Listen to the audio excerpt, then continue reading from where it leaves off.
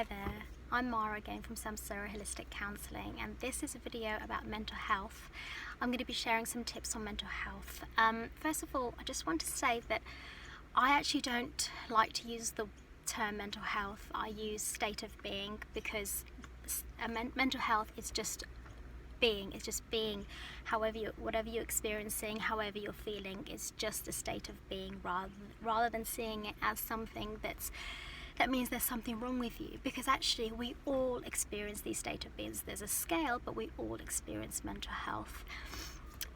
These tips that I'm going to be sharing are actually the main reasons why I became a holistic counsellor. I used to be a psychologist.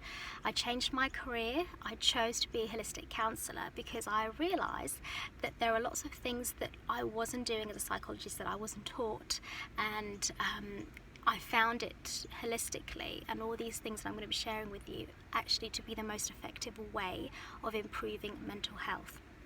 So these are tips for really all mental health disorders. This is just very generalized, but it works for everything. These are the key components to how we can actually improve our state of being. That's all it is. Okay, let's start with tip number 1, awareness. Awareness is the most important first stage of recovery, of rebirth, of transformation. If you cannot be aware of what you're feeling, who you are, what you are, your surroundings, your senses, then you can't change. We need to be aware of our behavior. We need to be aware of how we're thinking in order to change that. So awareness is absolutely really important and the first stage for any change to happen. Tip number 2, connection. That's connection with each other, connection to the greater world, with the universe, but also connection to ourselves. So connection with each other, that just means really approaching that as a way of love. Okay, so loving each other. But what does love actually mean, really? We talk about love, but I don't think many of us actually know what it is. We really want to be loving each other unconditionally, and we think that we can be unconditional with our kids, for example, but I think we are we don't really notice how conditioned we all actually have been in this world. So we really want to exactly go back to awareness again and really think about what conditions we are actually putting on our kids, and believe you me, there'll be many that we probably don't even realize we're doing. So we want to be loving unconditionally each other. We want to use empathy, compassion. We want to understand each other. If we can't understand each other, we can't connect to each other.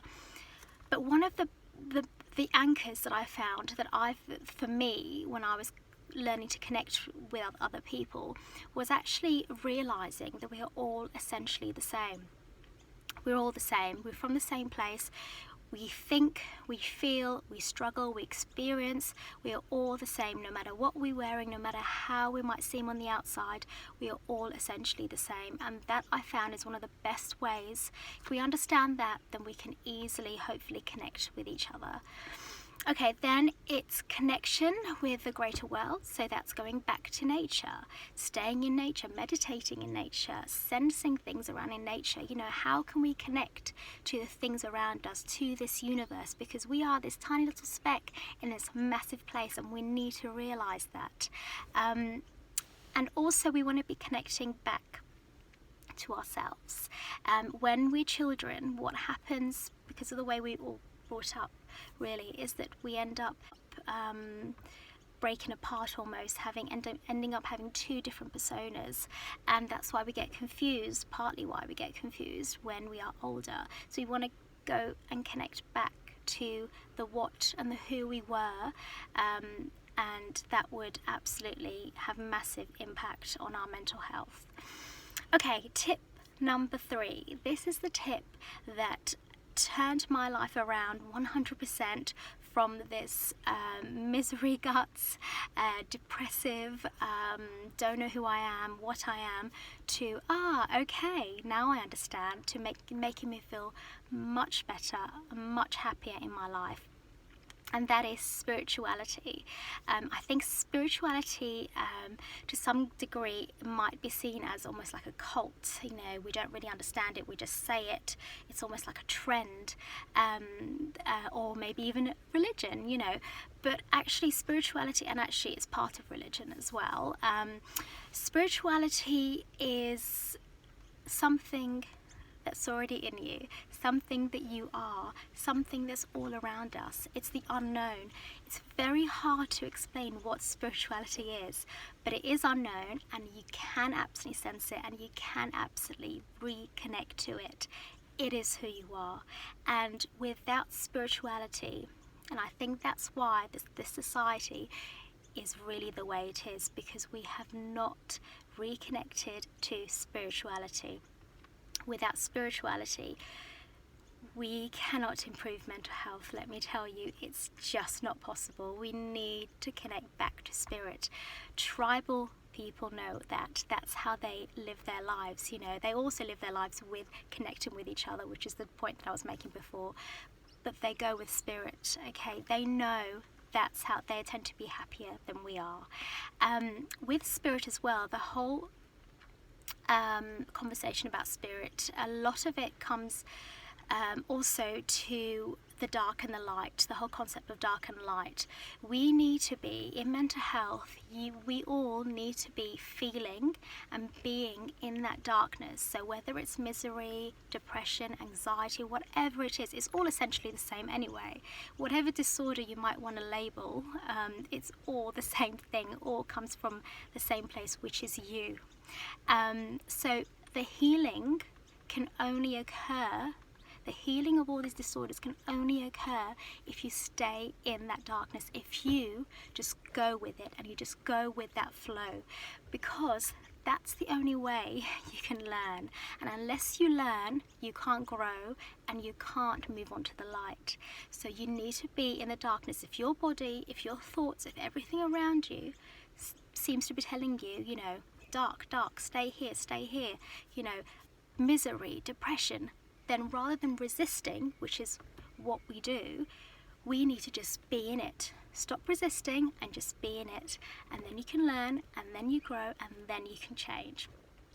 Okay, tip number 4, holistic. We need to be thinking holistically about things. So that's using our minds, or using our bodies, and obviously spirits, like I talked about.